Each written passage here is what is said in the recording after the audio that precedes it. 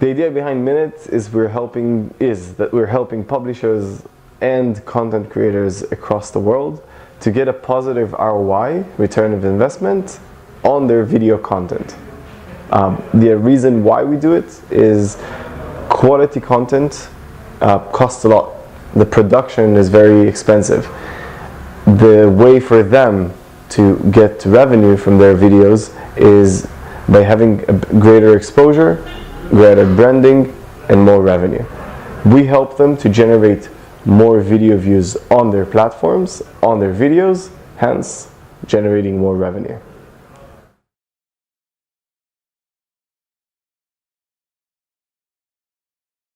So 4 years ago, 4 people, we started a B2C app, like a mobile app, that shows you the best content for you in the palm of your hand. The idea was that we will search the web, we will find interesting content suited specifically for you, and we will put everything into one place. Something like Flipboard for video content. After a couple of months, we saw the data that we're collecting and understanding what and how users are engaged with content, and then we started to see that might be an interesting opportunity in terms of editing automatically the content.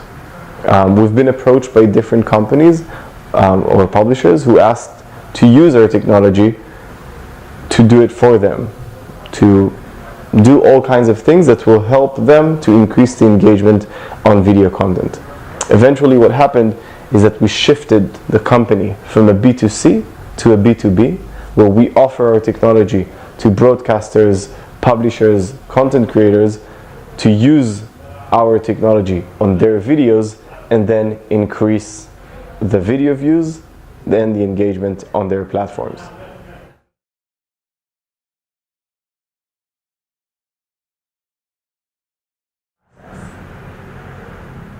On the life cycle of different companies, there's different stages. The first stage is what are we going to build and who would want to use it. It takes time to understand what you will do and if you will have a market fit. Afterwards, you're trying to sell the product. You're trying to grow the company. You're trying to see if you can actually build a business model behind the product that you have developed. And then the companies start to grow, at least on our story. But then you have different challenges when you're growing the company. How to bring interesting or talented people to the company that will help the company to grow, and how do you maximize the potential of everyone. How we will do the best thing that we can do for the company, and what would be the next step, what would be a strategic move, and what would be a tactical change that we will do in order to make it happen. We had a lot of options along the way, but we're trying to stay focused to do the things that we're doing today, and one day we'll be big enough to be our own company.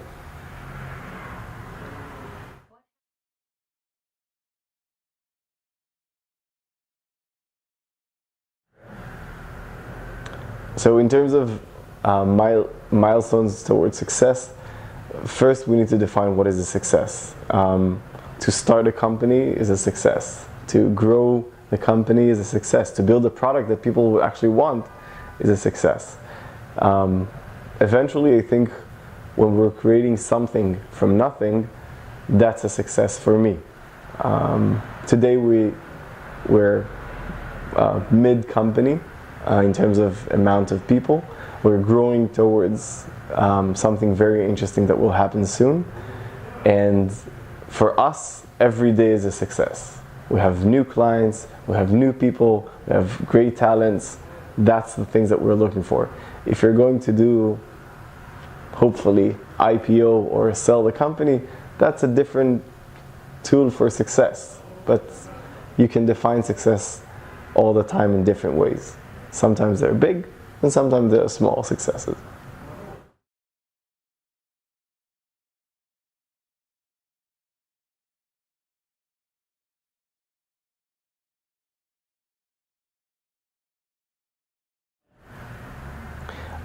I think it's the main key factor.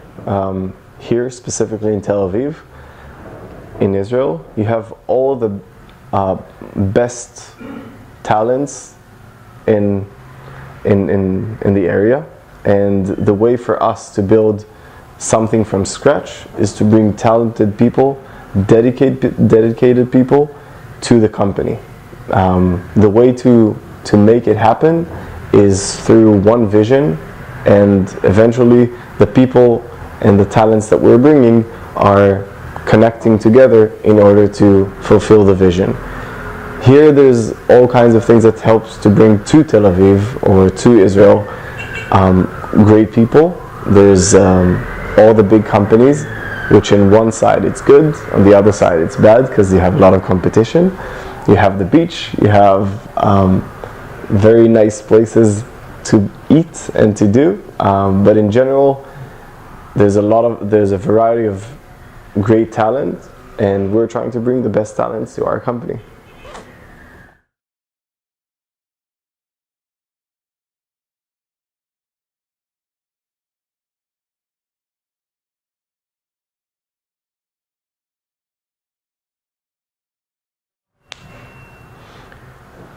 So in terms of innovation, we're always using feedback loops. We're trying to understand if we've created something new, what would be the feedback from our clients, and clients could be all kinds of people. There's internal tools, external tools. We will always look for feedback, and once we had a good feedback, we will fix it, and then we'll do another iteration, and we'll see if we've improved it or not. Everything is, we can see we're defining measures and KPIs, and then we will check if we actually did it or not. We do have weekly meetings on the products and on the processes internally within the company. But eventually, every innovative process or product that we're inventing will have to have the feedback.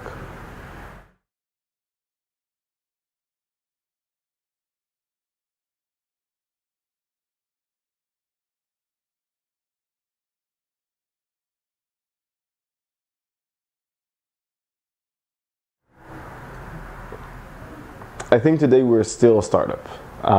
We are in the US business, but in terms of how we work today, it's still a close family. We've grown in the past 2-3 years, but we're still a family. We're working all together. We might pull someone from a different department to analytics or business talk or product. So we're all collaborating and we're all thinking together. The vision of the company is clear, but we will find different challenges along the way, and we're still trying to understand all the time what is the good things that we're doing and what are the bad things that we're doing and how we improve it. So we iterate, we learn, and we're not stubborn on the things that we're doing.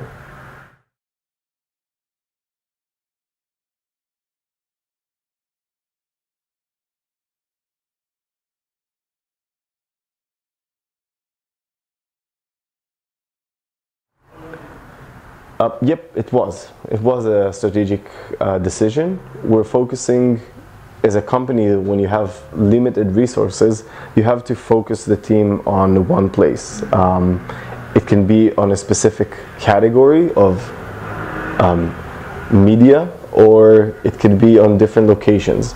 The message will be different, the way you approach people is different, and the reaction and the conversation with people is different. We started in the US because that was the first place that people actually approached us and asked to use the technology, and we've covered most of the entities that we've been targeting in the US. So now with Infront, we will start to approach the European market, and next would be the Asian market.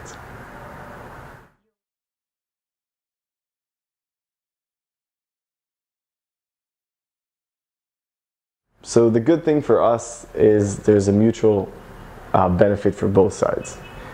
For Minute, it's a new market. We've never been there before, and Infront allow us to grow together with them. They know everybody on that industry. We're just working together with them, providing them the technology, the support, the product, and on the other side, they will help us with the sales, the relationships that they've had along the last 30 years. So we're building together in order to do something big.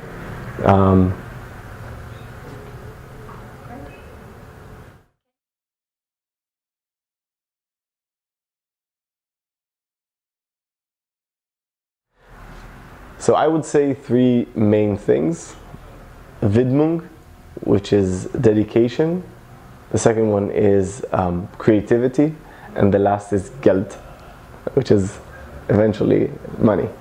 On the dedication side, people who wants to come and work for a startup wants to feel meaningful. They want to push, they want to do something that will make an impact. The dedication is part of the process.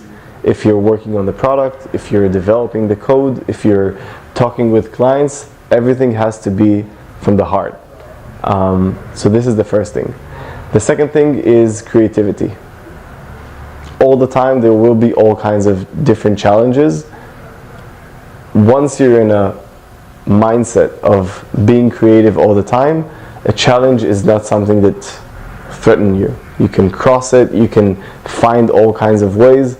If you don't have you can't enter through the door, you'll try from the window. There's all kinds of ways to make it happen, and the sky is the limit. The last thing is Geld, money.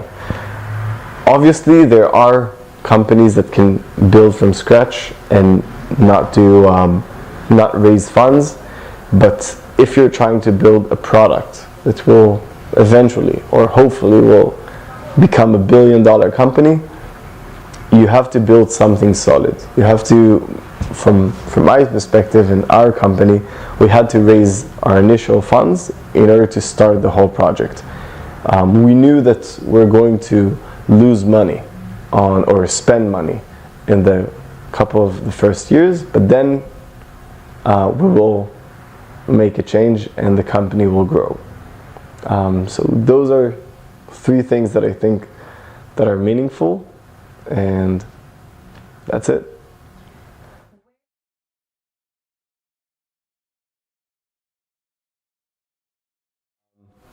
Our vision today is to be one hub for all the video content across the web.